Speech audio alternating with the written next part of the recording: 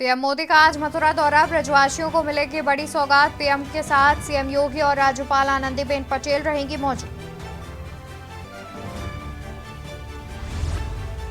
29 नवंबर को विधानमंडल का शीतकालीन सत्र, प्रदेश सरकार पेश करेगी वर्ष 2023-24 का अनुपूरक बजट। 23 और 24 नवंबर को होगा सेंट्रल बार एसोसिएशन चुनाव, रोडवेज वर्कशॉप से रजिस्टर आवास तक मार्ग रहेगा बंद, मुख्य चुनाव अधिकारी ने जारी किया पत्र। नगर निगम में आज सदन की होगी विशेष बैठक, पुनरीक्षित बजट 2023-24 पर बैठक में होगी चर्चा। बैठक में शहर की साफ सफाई पर चर्चा। बरेली में पारा 10.5 डिग्री सेल्सियस पहुंचा, प्रयागराज रहा सबसे गर्म। नवंबर की तरह दिसंबर में भी कड़ाके की ठंड नहीं पड़ेगी, औसत से 2 डिग्री ज्यादा होगा पारा।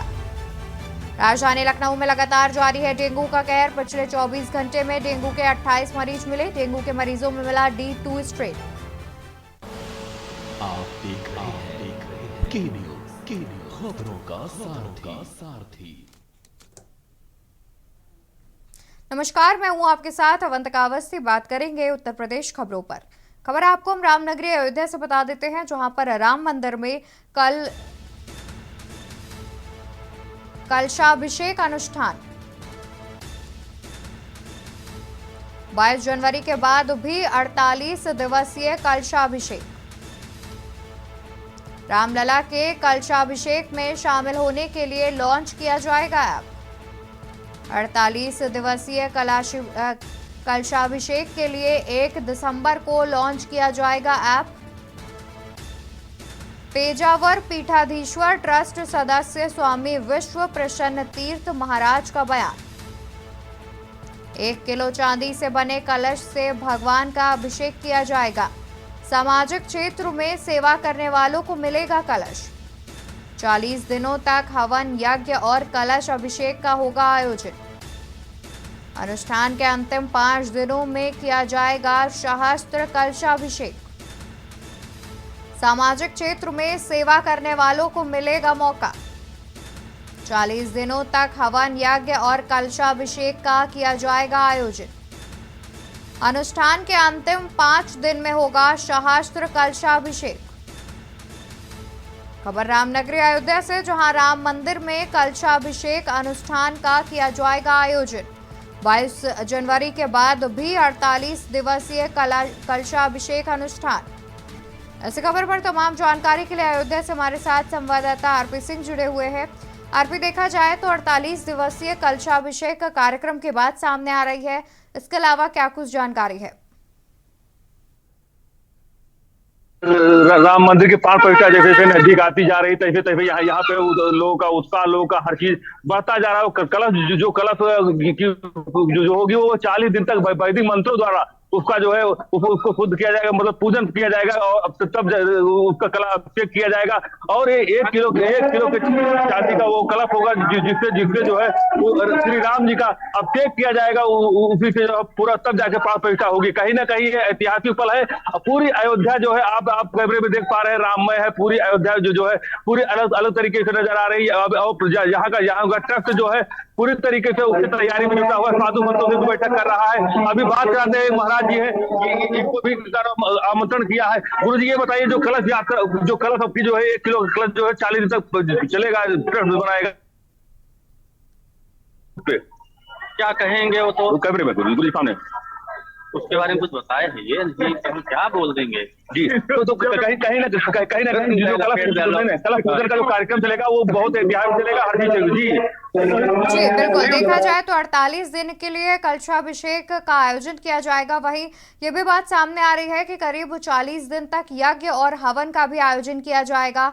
तो उसकी शुरुआत जो है वो कब से की जा रही है?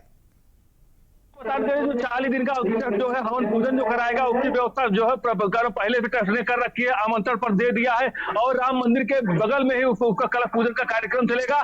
और वहां पे जितना कार्यक्रम है ट्रस्ट ने पहले आयोजन कर दिया गया है। ट्रस्ट ने जो किया है कि साधु संत जितने लोग भी रहेंगे वो भी आमंत्रण है कलश पूजन में। तो ये कहीं ना कहीं ऐतिहासिक पल है। अभी अभी जो है कुछ लोग यहाँ पे हैं जो साधु संत उनसे बात कराते हैं, ये भी आमंत्रण में जाएंगे। गुरुजी, जब कलश पूजन होगा, ये जो होगी टेस्ट करेगा, तो आप लोग वहां पहुंचे। हाँ, पूरे अयोध्या के जितने संत महाराज जी है, पूरा अयोध्या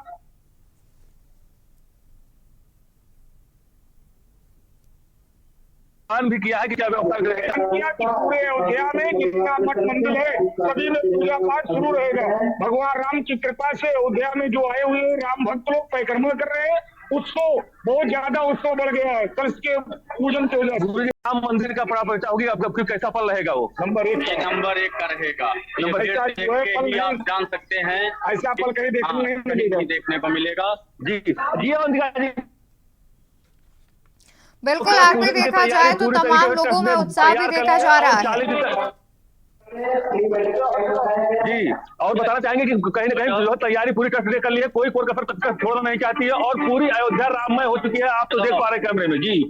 जी बिल्कुल देखा जा सकता है, पूरी तरह से अयोध्या में श्रद्धालु भी पहुंचते हुए दिखाई दे रहे हैं और साथ ही तमाम प्रशासन के द्वारा इंतजाम भी देखे जा रहे हैं। बहुत शुक्रिया आरपी आपका तमाम जानकारी हमारे दर्शकों तक पहुंचाने के लिए। तो बता दें कि 40 दिनों तक हवन यज्ञ और कलश अभिषेक का आयोजन किया जाएगा, कलशा अभिषेक का आयोजन किया जाएगा, जिसको लेकर के ट्रस्ट के द्वारा तमाम तैयारियां पूरी कर ली गई हैं। लोगों को निमंत्रण देना भी चालू कर लिया गया है। आपको बता दें कि राम मंदिर में प्राण प्रतिष्ठा समारोह से पहले तमाम कार्यक्रमों का आयोजन किया जाना है, जिसको लेकर के 48 दिवसीय कलशाभिषेक अनुष्ठान की भी शुरुआत की जाएगी।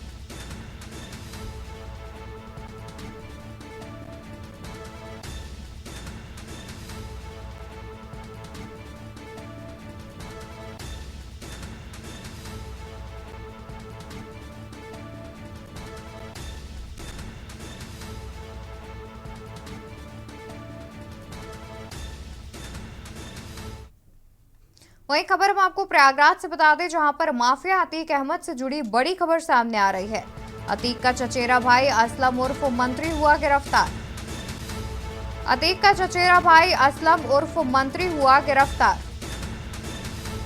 असलम पर 10,000 का इनाम किया गया था घोषित। प्रयागराज पुलिस की ऑक्टोपस टीम ने गिरफ्तार किया।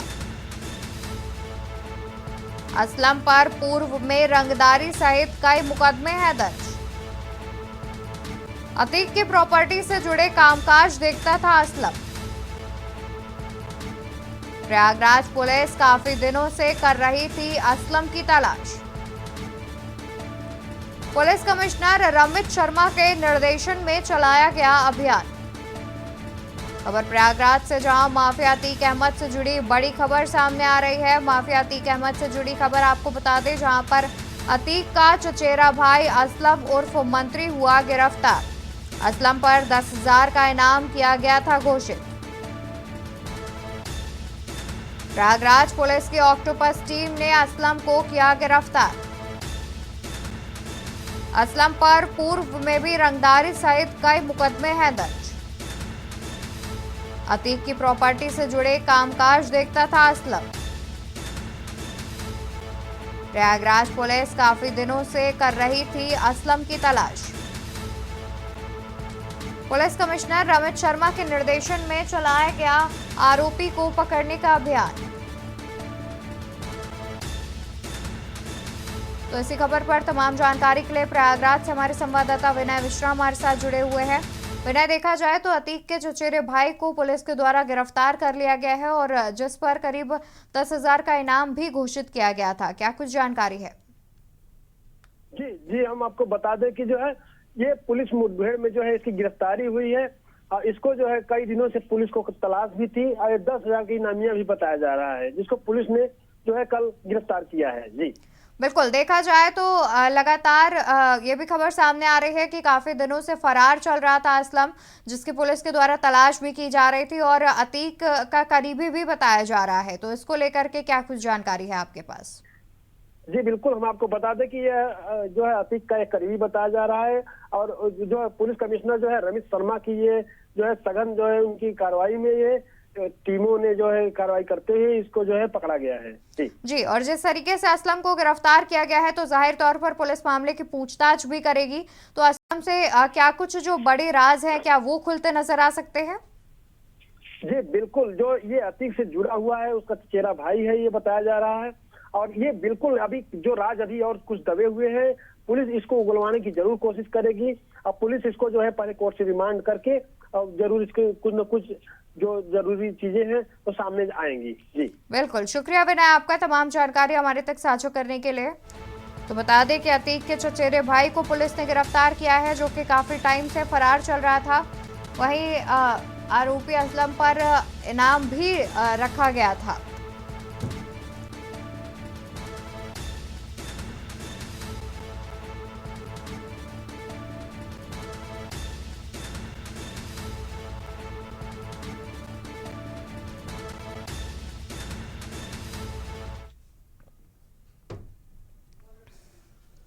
तो वहीं खबरों में आगे बढ़ते हैं, बात करते हैं राजधानी लखनऊ की, जहां पर नगर निगम में आज सदन की विशेष बैठक होगी।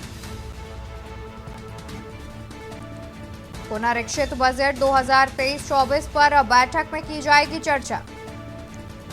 बैठक में शहर की साफ सफाई पर की जाएगी चर्चा। हर जोन की जिम्मेदारी अलग कंपनी को देने का दावा।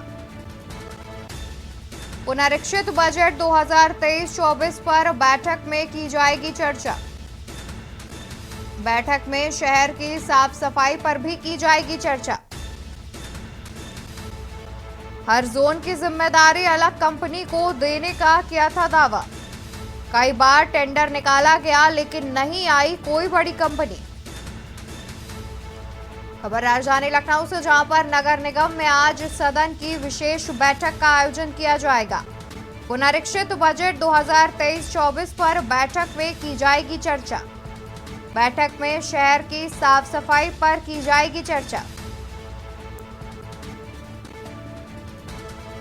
हर जोन की जिम्मेदारी अलग कंपनी को देने का किया गया था दावा। पुनरीक्षित बजट 2023-24 पर बैठक में होगी चर्चा। वहीं बैठक में शहर की साफ सफाई पर भी की जाएगी चर्चा। इसी खबर पर तमाम जानकारी के लिए हमारे साथ संवाददाता भरत सेठी भी जुड़े हुए हैं। भरत, देखा जाए तो ये भी जानकारी सामने आ रही है कि कई बार नगर निगम ने टेंडर निकाला लेकिन उन्हें कोई बड़ी कंपनी उस टेंडर पर नहीं आई। तो इसको लेकर के क्या कुछ जानकारी है? देखिए, नगर निगम में आज एक सदन में विशेष बैठक होनी है जिसमें 2023-2024 पर बैठक की जो चर्चा होगी। फिलहाल तमाम कंपनियां जो हैं वो उन्होंने टेंडर डाला था लेकिन बहुत सी कंपनियां हैं जो आई नहीं थी। उसको लेकर बैठक में अहम बिंदुओं पर अब चर्चा होगी, क्या कारण है, कहाँ क्या कमी रह गई है। फिलहाल बैठक में शहर की साफ सफाई पर भी जो चर्चा की जाएगी, क्योंकि जिस तरीके से तमाम जगह गंदगी फैली थी और नगर निगम की जो कूड़ा उठाने वाली जो गाड़ियां थी वो बीच में शहर में कूड़ा नहीं उठा रही थी, लेकिन क्या मुद्दा तक तमाम चीजों पर अब विशेष बैठक में चर्चा की जाएगी। हर जोन की जिम्मेदारी अलग अलग कंपनी को देने का दावा भी किया जा रहा है कि एक एक कंपनी निर्धारित की जाएगी जो जिसके ऊपर तमाम जिम्मेदारी होगी नगर निगम से जुड़ी हुई, वो उस कंपनी जो जवाबदेही भी वही कंपनी होगी। कई बार टेंडर निकाला गया था लेकिन कोई बड़ी कंपनी उसके सामने नहीं आई थी, लेकिन इसी मुद्दों पर आज एक अहम बैठक होगी। इसमें तमाम जो नगर निगम के अधिकारी कर्मचारी मौजूद रहेंगे तो और जो विशेष तौर पर नगर निगम को बेहतर कैसे किया जा सके, जो लखनऊ वासियों को किस तरीके से सुविधा और मिल सके, इस पर विशेष चर्चा होने वाली बैठक में। बिल्कुल, देखा जाए तो जाहिर तौर पर यह बैठक एक महत्वपूर्ण बैठक भी मानी जा रही है, क्योंकि देखा जाए तो शहर में साफ सफाई को लेकर के चर्चा की जाएगी जो खुद में एक महत्वपूर्ण मुद्दा भी है। आप हमारे साथ जुड़े रहिए, हम आगे भी आपसे अपडेट लेते रहेंगे। फिलहाल शुक्रिया आपका। तो आपको बता दें कि नगर निगम की तरफ से कई बार टेंडर निकाला गया लेकिन उसके बावजूद कोई बड़ी कंपनी नहीं आई, जिसके बाद आज सदन की विशेष बैठक का आयोजन किया जाएगा। नगर निगम में सदन की विशेष बैठक का आयोजन होगा, जिसमें पुनरीक्षित बजट 2023-24 पर बैठक में की जाएगी चर्चा। वहीं शहर की साफ सफाई पर भी की जाएगी चर्चा।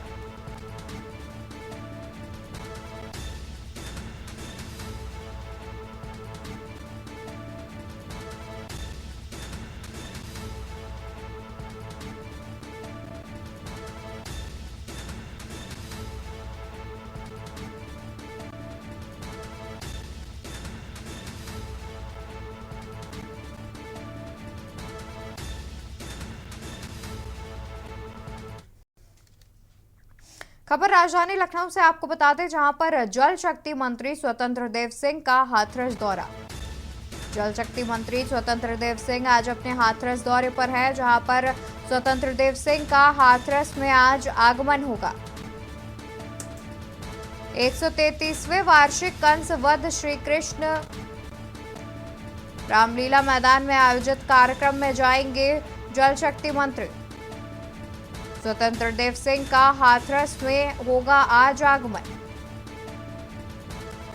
133वें वार्षिक कंस वध श्री कृष्ण बलराम आगमन कार्यक्रम का आयोजन किया जाएगा, जिसमें दोपहर करीब 12:30 बजे रामलीला मैदान में पहुंचेंगे जल शक्ति मंत्री। कार्यक्रम में मुख्य अतिथि के रूप में करेंगे शिरकत। खबर राजधानी लखनऊ से, जहां पर जल शक्ति मंत्री स्वतंत्र देव सिंह का हाथरस दौरा आपको बता रहे हैं। स्वतंत्र देव सिंह का हाथरस में आगमन होगा आज। इसी खबर पर तमाम जानकारी के लिए हमारे साथ भरत सेठी जुड़े हुए हैं। भरत, देखा जाए तो जल शक्ति मंत्री स्वतंत्र देव सिंह आज हाथरस पहुंचेंगे और एक कार्यक्रम में शिरकत करने की बात भी सामने आ रही है। इसके अतिरिक्त क्या कुछ जानकारी है आपके पास? देखिए, बिल्कुल लगभग 12:30 बजे रामलीला मैदान में एक आयोजित कार्यक्रम है, वहां पर वो उसमें शिरकत करेंगे। 133वें वार्षिक कंस वध श्री कृष्ण बलराम आगमन को लेकर एक कार्यक्रम किया जा रहा है। जल शक्ति मंत्री लगभग 12:30 बजे कार्यक्रम में पहुंचेंगे और ये मुख्य अतिथि के रूप में शिरकत करेंगे। तमाम जो तैयारियां हैं वहां पर कर ली गई हैं। अगर सुरक्षा की बात करें, सुरक्षा के भी तमाम जो इंतजाम है वहां पर पुलिस प्रशासन द्वारा किए गए हैं। ये सुबह का समय बताया जा रहा था कि सुबह हाथरस पहुंच जाएंगे, लेकिन अगर कार्यक्रम की अगर बात करें, लगभग 12:30 बजे जो जल शक्ति मंत्री स्वतंत्र देव सिंह है वो रामलीला मैदान में पहुंचेंगे और कार्यक्रम में शिरकत करेंगे और मुख्य अतिथि के रूप में वहां पर वो शिरकत करने जा रहे हैं। जी बिल्कुल, बहुत शुक्रिया भरत आपका तमाम जानकारी हम तक पहुंचाने के लिए। तो आपको बता दें कि आज हाथरस में जल शक्ति मंत्री स्वतंत्र देव सिंह पहुंचेंगे, जहां पर 133वें वार्षिक कंस वध कार्यक्रम में शामिल होते नजर आएंगे। दोपहर 12:30 बजे रामलीला मैदान में आयोजित कार्यक्रम में जाएंगे जल शक्ति मंत्री स्वतंत्र देव सिंह। मुख्य अतिथि के रूप में शिरकत करते हुए कार्यक्रम में शिरकत करेंगे। मुख्य अतिथि के रूप में कार्यक्रम में पहुंचेंगे जल शक्ति मंत्री स्वतंत्र देव सिंह।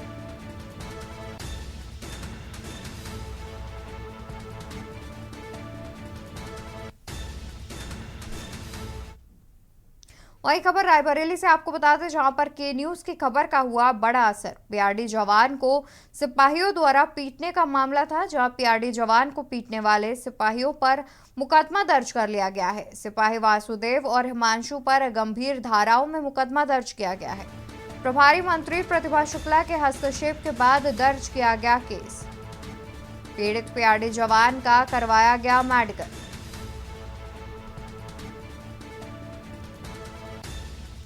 सिपाही वासुदेव और हिमांशु पर गंभीर धाराओं में दर्ज है मुकदमा। सिपाही वासुदेव और हिमांशु पर गंभीर धाराओं में मुकदमे होते हैं दर्ज। वहीं प्रभारी मंत्री प्रतिभा शुक्ला के हस्तक्षेप के बाद दर्ज किया गया केस। पीड़ित पीआरडी जवान का करवाया गया मेडिकल। शहर कोतवाली में दर्ज हुए मामले की हुई एफआईआर। खबर रायबरेली से, जहां पर के न्यूज की खबर का हुआ बड़ा असर। पीआरडी जवान को सिपाहियों द्वारा पीटने का मामला आपको बता रहे हैं, जहां पर बीते दिनों पीआरडी जवान को पीटने वाले सिपाहियों पर मुकदमा दर्ज कर लिया गया है। सिपाही वासुदेव और हिमांशु पर गंभीर धाराओं में मुकदमा किया गया है दर्ज। सिपाही वासुदेव और हिमांशु पर गंभीर धाराओं में मुकदमा किया गया है दर्ज। प्रभारी मंत्री प्रतिभा शुक्ला के हस्तक्षेप के बाद दर्ज किया गया केस। इस खबर पर तमाम जानकारी के लिए हमारे साथ रायबरेली से संवाददाता मनीष अवस्थी जुड़े हुए हैं। मनीष, देखा जाए तो के न्यूज़ की खबर का एक बड़ा असर देखने को मिल रहा है, क्योंकि जब के न्यूज़ ने प्रमुखता से यह खबर दिखाई उसके बाद पीआरडी जवान को न्याय मिलता हुआ दिख रहा है। जी बिल्कुल, बात करें तो जिस तरह से एक पीआरडी जवान को दो कांस्टेबलों द्वारा पीटा गया, उसे 3rd डिग्री दी गई, जिसके बाद उसने शिकायत की। अगर उसकी शिकायत नहीं मान्य हुई, उसको इसका पुलिस ने मुकदमा नहीं पंजीकृत किया। कल जब प्रभारी मंत्री प्रतिभा शुक्ला अपने दिवसीय दौरे पर पहुंची तो वहां पर लगभग सैकड़ों की संख्या में पीआरडी जवानों ने प्रदर्शन किया और उनसे शिकायत की। और जब उनकी चोटें देखी तो प्रभारी मंत्री ने सख्त आदेश दिए कि इस पर इसका मेडिकल कराया जाए, साथ ही साथ इस पीड़ित का मुकदमा भी पंजीकृत किया जाए, जिसकी खबर के न्यूज ने प्रमुखता से दिखाई थी। एक बार फिर से के न्यूज की खबर का दमदार असर हुआ है और उस पर पीड़ित के तहरीर के आधार पर 2 सिपाहियों पर मुकदमा भी पंजीकृत किया गया है। जी बिल्कुल, देखा जाए तो 2 सिपाही इसमें आरोपी पाए गए थे, जिनको लेकर के मुकदमा भी दर्ज किया गया है। और साथ ही पीआरडी जवान का इस पर क्या कहना है? जी बिल्कुल, बात करें तो पहले तो दोनों सिपाहियों को लाइन हाजिर किया गया था, लेकिन पीआरडी जवान उससे संतुष्ट नहीं थे। जब कल शाम को जब उन्होंने प्रभारी मंत्री से मुलाकात की और उनको अपनी चोटें दिखाई, जिसके बाद फिर जब के न्यूज ने प्रमुखता से इस खबर को दिखाया तो वहां पे जो कोतवाली में तैनात सिपाही है वासुदेव और हिमांशु, उन पर गंभीर धाराओं में मुकदमा पंजीकृत किया गया है। जी बिल्कुल, बहुत शुक्रिया आपका तमाम जानकारी हम तक पहुंचाने के लिए। तो आपको बता दें कि पीआरडी जवान को न्याय मिलता दिख रहा है, जहां पर 2 सिपाहियों के द्वारा शिकायत भी दर्ज की गई है।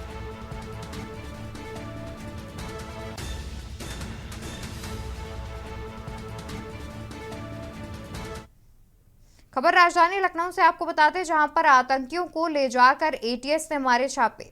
वजीहुद्दीन समेत 5 संदिग्ध आतंकियों पर एक्शन। वजीहुद्दीन समेत 5 संदिग्ध आतंकियों पर लिया गया एक्शन। सभी को अलीगढ़ और संभल ले जाकर मारे गए छापे। आतंकवादियों के लैपटॉप, मोबाइल जैसे सबूत जुटाने की कोशिश। वजीहुद्दीन समेत 5 संदिग्ध आतंकियों पर एक्शन लिया गया है।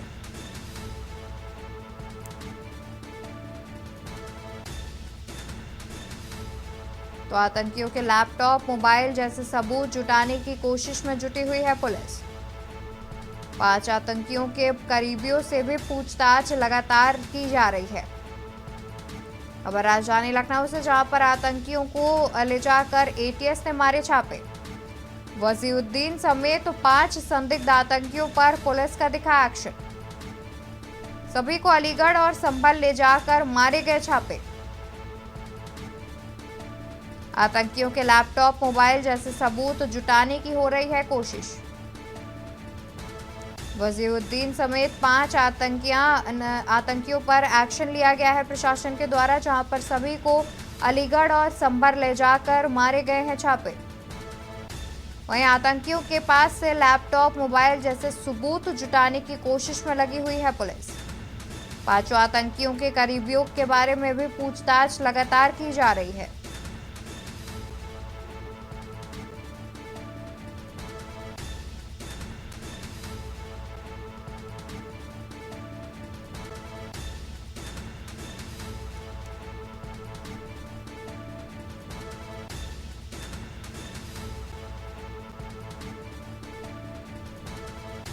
तो इसी खबर पर तमाम जानकारी के लिए हमारे साथ संवाददाता भरत सेठी जुड़े हुए हैं।